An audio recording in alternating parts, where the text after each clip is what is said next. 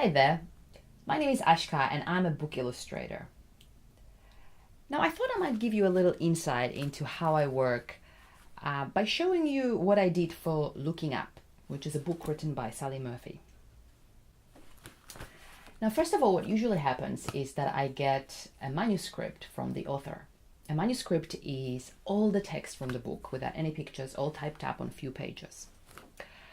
So without speaking to anyone, I will go away and I will use all of my imagination to try to think about what the characters might look like and do some sketches and maybe draw some of the main scenes in the book, just as ideas.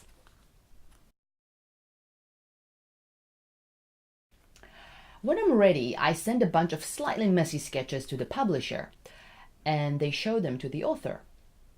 So together they might have some ideas on how to change things and some other feedback. So we communicate like this back and forth until my sketches get approved. Here is an example of what I sent to Fremantle Press and Sally. You can see that this is the first picture in the book, and this picture was changed because originally Pete is looking away from the viewer or from you when you look at the picture and is looking at the stars. But because this is the first time we meet him, it makes sense that he looks at you instead. So that was changed after the feedback from the author and publisher.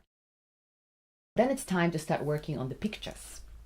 So this can take anywhere from a few weeks to a year, depending on the size of the book and the detail of each of the illustrations and the amount of research I would have to do.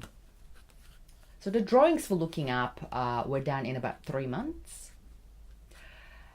Sally also changed the book a little bit as we worked on it together, so the illustrations had to change as well. So I won't give too much away, but if you look carefully, you might be able to work out the big change in the story here.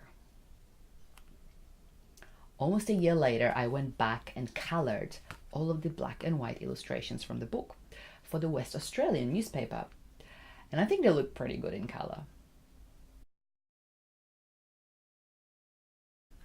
Look, it was really fun working on this book, and I hope that you enjoyed this story as much as I did.